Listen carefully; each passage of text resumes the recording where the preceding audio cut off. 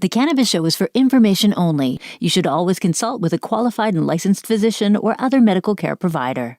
Welcome to the Cannabis Show. Evan joins us with some growing tips, and we talk THCA, a Canadian version of THC, or something more. Keep watching.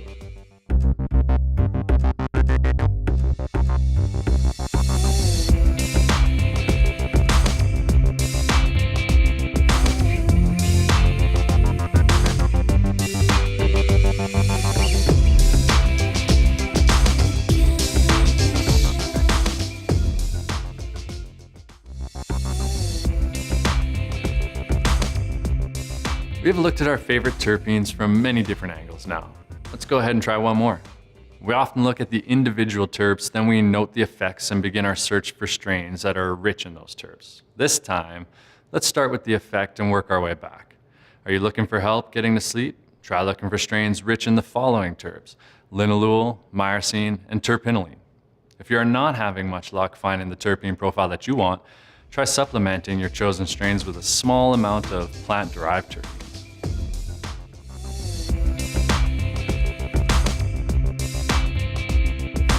Hello, I'm Chris, and welcome to Growing Tips with our very own Grow at Home specialist, Evan, through the ACMPR. Evan does grow at home, and if you want more information on growing at home and the ACMPR, you can get all that info on our website at naturalhealthservices.ca.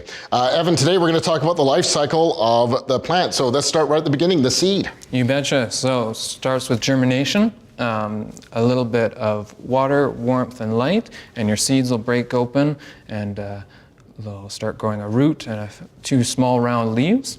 Oh, so it's just like the little baby portion. You betcha. They're very sensitive to humidity and temperature at this point, so a dome or a tent really helps to keep that moisture in and that temperature stable.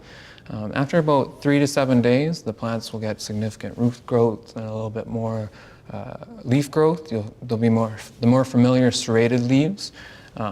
This is the beginning of the vegetative state, so the second. So this is like the stage 2. The second step, phase. yeah. The plants grow more leaves and shoots. They start to take up more nutrients and require more light, and they increase in size.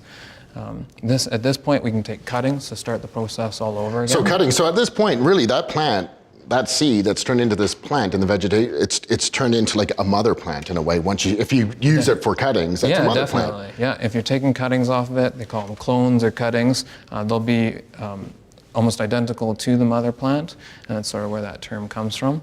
And when you are looking for that cutting, where exactly do you want to cut that leaf? So you can't just take a leaf. You got to make sure you have a few branches, a few nodes, so that it's able to produce those roots. Because of the type of cells that are in the leaves, they can't just produce roots. It has to have a little bit of the stem at least. We can talk about that more in another episode. Up until this point, the plants have been receiving 18 to 24 hours of light a day to simulate the long days of summer. In nature, flowering begins when the days shorten in fall, and the plant needs to think about reproduction before it dies in the winter time.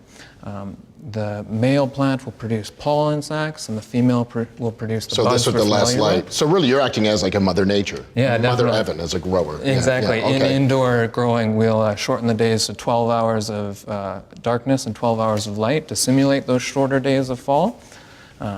Is it until this stage you won't know if it's male or female? Definitely, yeah. Once you change that life cycle, you'll start to see that the female plants will produce hairs at each joint or node on the plant, and the male plants will produce little grape-like balls. Those balls break open and produce pollen, and if that pollen reaches the female plants, you will have pollination, which will produce seeds, which we usually want to avoid. Yeah, you want to avoid those. So pretty much if you get a male plant, you just kind of want to get rid of it? Most people cut them down unless they want seeds for growing more, and that'll leave you just the female plants. It takes about, on average, 2.5 months to finish that flowering process. And, but you're not done yet. No, and then you have harvest, drying, and curing, which is a whole process in itself. We'll definitely make sure to talk about that down the road. Excellent, good stuff, Evan. Again, if you want more information on ACMPR and growing at home, check out the Natural Health Services website, naturalhealthservices.ca.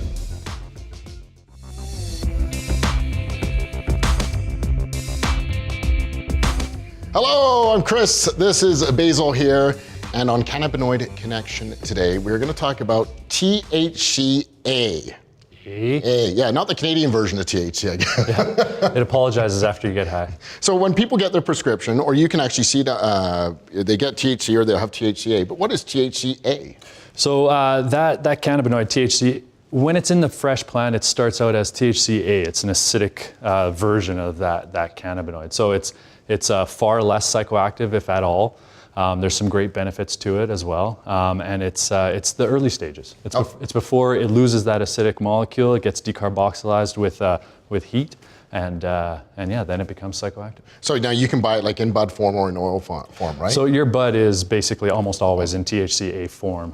You'll notice on your package that you'll have a potential THC amount as well as the amount of THC that's in there. So that THC is always a pretty small amount, because most of it's in the THCA form. Right, because I know like a company like Emerald, they actually sell like indica and sativa THCA type oils. And I believe the only one, if not one of the few LPs that do sell a THCA product. Technically, they all sell a THCA product in the raw bud form. So is it safe to say that you're getting all the benefits of the THC without getting that psychoactive effect? Or? So obviously we don't know that yet. There's not enough research out there to tell us that, but we do know that people are reporting benefits from it. They're reporting a little bit of help with inflammation, arthritic type inflammation, all the way down to people with Tourette's syndrome are saying that they can use that THCA product and get some great benefits there. Without that psychoactive high. That's right. Type thing. Awesome. Well, thank you very much, Basil. Mm-hmm. One of the oldest and dearest forms of cannabis ingestion is the tincture. It showed up in North America around the mid-1800s and was used mainly as pain relief. Tinctures are basically herbs left to steep in alcohol, no real difficult or dangerous process.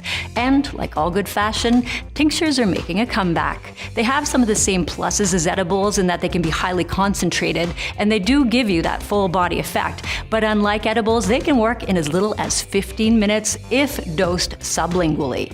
And unlike edibles, dosing is a little easier to control because you can measure in drops or portions of milliliters. If you're thinking of making and ingesting a tincture, as always, start low, go slow, and journal how it affects you.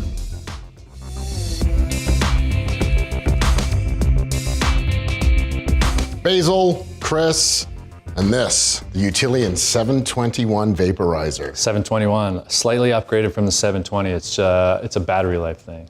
So this is a much better battery now? A little bit better, yeah. All right, a little bit longer. When you explain what's going on with this thing, it's a beautiful little vaporizer. Yeah, it's a nice little unit, fits comfortably inside the hand. It has 4 temperature settings, but actually can be considered 8 temperature settings because each setting you can kind of bump it up a little bit. And I like to do that to kind of intensify the flavor a little bit. Oh, okay. And so with the temperature, it doesn't actually show you what the temperature is. It has like lights and stuff. That's right. Yeah, it's going to give us 5 light options, and it'll work through the lid, so the light will show you there. Oh, okay, that's how that works. Yeah, titanium chamber, nice strong magnet to keep the lid on, and it's easy to come off as well. Now, when you put the lid on, actually, even if you take that off and put it to the side like that, huh? So you got one hand to put your dry bud in there, and it's a good unit. And then your little straw type thing. Yeah. That is perfect. Yeah, great heat options on it, great battery life. It's a convection style vaporizer as well. So it's going to heat that air first, move it through the oven and heat your cannabis that way, as opposed to using the walls of the oven to heat your cannabis. Now what about cleaning? Pretty easy or? Yeah, absolutely. And when you use our cleaning kits that we're selling with the grime wipes and the grime sticks, I can open up a grime wipe, clean inside here. And you know what, a great thing is that you can actually take the lid apart and clean all the pathway on the inside there too. That's excellent. So you can get them at any education center of Natural Health Services. That's right, and soon to be online. naturalhealthservices.ca.